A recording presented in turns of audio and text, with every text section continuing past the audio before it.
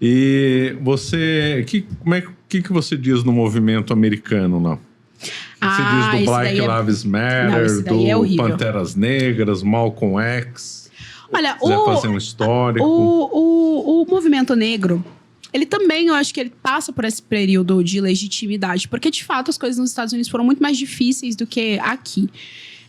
Lá eles acreditam nesse negócio do sangue, da genealogia e tal. Pra gente aqui, o racismo ele é muito pautado na sua aparência, né? Então, o quanto você aparenta ser, mais uma vez, não é que o branco não passe. O branco também está suscetível, principalmente por essa militância, tá? Essa militância contemporânea é racista pra caramba com o pessoal branco.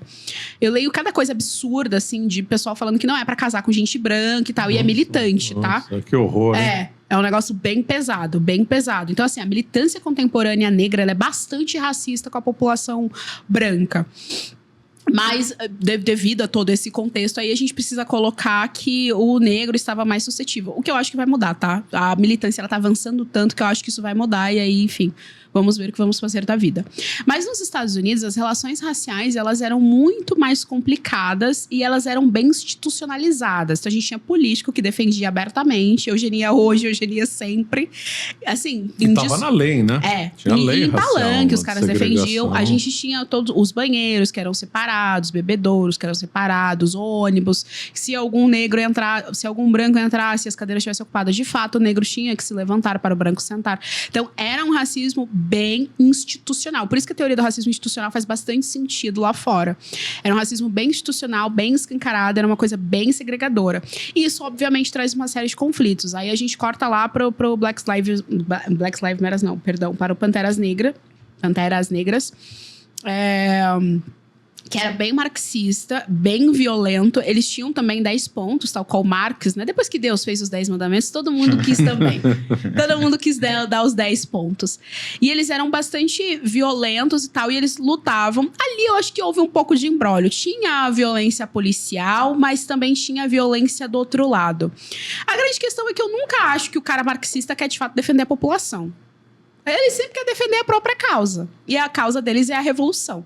Inclusive, a Angela Davis, essa que eu citei agora, ela era procurada pelo FBI acusada de homicídio, né? Então, acusaram ela de ter assassinado um cara e ela era afiliada ao Panteras Negras. Então, eles eram bem violentos. Eles andavam armados, com armamento super pesado. Super armados, né? Exatamente. Não era um revólver 38, não. Era armamento pesado. Eles eram bem... E eles eram ditatoriais também. É importante a gente dizer, assim, essa ideia bem de uma hierarquia bem rígida, bem ditatorial. Então, eu tenho muita dificuldade de acreditar que um grupo dessa categoria tenha, de fato, o objetivo de trazer algum tipo de democracia racial, para usar aí um termo que a esquerda gosta tanto de bater em cima. Eu acho pouquíssimo provável. Eles estavam muito mais para um grupo terrorista do que qualquer outra coisa. Mas no contexto histórico sempre tem ali um pontinho. É porque os caras se aproveitam de pontos legítimos, de problemas que de fato existem dentro da sociedade, para em cima disso fazer a militância. Então existia de fato aí essa segregação toda. Vem década de 60, direitos civis. É o período também do Black's Beautiful e tal. E aí, the power to the black people. É aquela coisa toda. Isso influencia direto aqui no Brasil.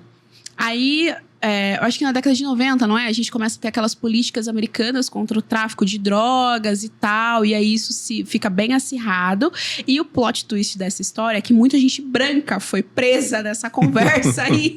E eles achavam que ia ser o oposto, né? A militância negra achava que ia ser a população negra e tal. Mas o plot é justamente o contrário. E aí entra todo o marxismo também. Eles também, assim. Mas só que eles até mais tempo do que a gente. Porque o Pantera Negra já era marxista. E isso é o quê? Década de 60 e tal. O marxismo vem aqui entrar dentro de movimento negro lá pelos anos 80 e tal. Não, já era os anos 60, né? Lá eles... E a gente já entra aqui por influência também dessa galera. Então, assim, lá eles começam muito antes do que a gente com essa história de marxismo negro e tal. Eles chegaram a fazer até movimento nas Olimpíadas, né? Isso. Com aquele punho fechado. O punho fechado, lá, que era o símbolo do Black Panthers. Black Panthers, exatamente. E aí... É importante a gente dizer que o Black Lives Matter, ele é totalmente marxista. Ele é totalmente... Primeiro, assim, que há muito imbróglio em volta do George Floyd, porque depois saiu várias perícias dizendo que aquele rapaz, ele morreria. Você chegou a estudar o caso? Então, sim. Muitas perícias dizem que ele morreria depois, de qualquer forma, pela quantidade de drogas que ele havia ingerido. E ele morreria justamente com algum problema pulmonar, alguma coisa, que foi o que fez o cara morrer. E, até onde eu sei, o George Floyd... Não estou justificando a morte, tá? Não estou dizendo que é pra ir lá e matar o cara, não é isso. Mas ele também não era nenhum santinho do pau oco. Isso é importante dizer, assim. Ele tinha um histórico meio barra pesada.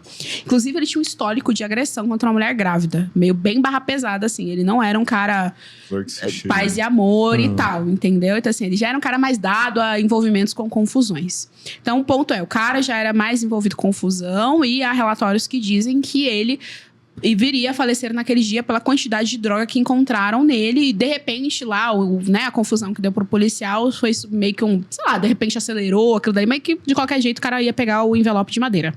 A grande questão é, o movimento se usou disso para, de novo, criar essa ideia da guerra racial entre brancos e negros e colocando principalmente isso em cima da instituição policial. E aí eles foram muito, muito violentos. O negócio se alastrou de um modo, né? A gente via artista americano, assim... Pô, o Hollywood comprou a pauta, aí o Brasil comprou a pauta, e todo mundo foi comprando a pauta, o negócio se alastrou. A grande questão é que eles são marxistas mesmo, e eles são extremamente violentos. E que em bairros de pessoas negras que tinham seu comércio quebrado pelo pessoal do Black Lives Matter, eles não tinham nenhum tipo de assistência. E eram ameaçados, assim... Mas você tá achando ruim por quê? Porque a gente tá lutando aqui. E eram negros, tá? Então, assim, o negrão tem lá a farmácia dele. Aí entraram lá, vandalizaram, quebraram as vidraças e tal. E eles não podiam, né? Não é nem que eles não podiam. Eles eram ali ameaçados, intimidados pelo pessoal do Black Lives Matter. Porque, como assim? Você não vai fazer aqui a nossa bandeira? Os caras chegavam a ponto de mandar a pessoa branca ajoelhar para beijar o pé deles. Sim, cara, não é possível que você olhe para um movimento desse e que você ache que disso vai sair algum tipo de democracia racial. Não, os caras só estão lutando pela população negra e tal.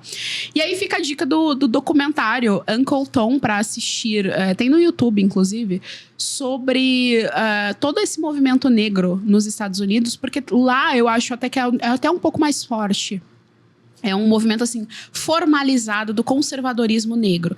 Então, assim, existem bons pensadores e tal. Tem uma galera ali que sabe que tá fazendo esse trabalho de defender mesmo, de falar, olha, eu sou negro, eu não sou progressista e não há nenhum tipo de contradição em relação a isso. Mas eles devem ser perseguidos mesmo lá nos Estados Unidos, né? Muito, muito perseguidos. Tal qual aqui, né? Somos perseguidos também pela a galera do amor. Lá é a galera do love. Tá perseguindo o pessoal. Esse movimento chega a lembrar o modus operandi dele, os camisas negras lá do fascismo?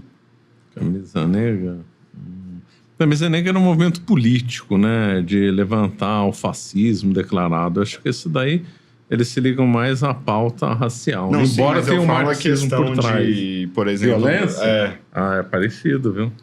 Parecido. É porque eu acho que todo o movimento marxista é violento no final das contas, porque é isso que é defendido. Não tem como você colocar uma ditadura pra rodar se você não for violento. Você vê, os camisas negros usavam manganelo, né? Que era um pedaço de bastão, e dava óleo de rícino para as pessoas, né?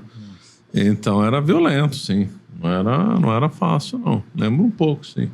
Esse momento Black Lives Matter lembra mais o fascismo do que outra coisa. Qualquer outra coisa. Foi exatamente isso que eu concluí. Quando eu saí da esquerda e comecei, né? Eu mencionei isso no começo, mas foi exatamente isso. Eu vi assim, que quem se alinhava a uma ideia violenta, ditatorial, era a esquerda. É a esquerda, sabe? Não o outro lado. É a gêmea do fascismo, não exatamente. Os anticomunistas. Exatamente. Você acaba de assistir um corte do Caravelas Podcast. Na tela está aparecendo o episódio completo e outro corte. Muito obrigado pela atenção.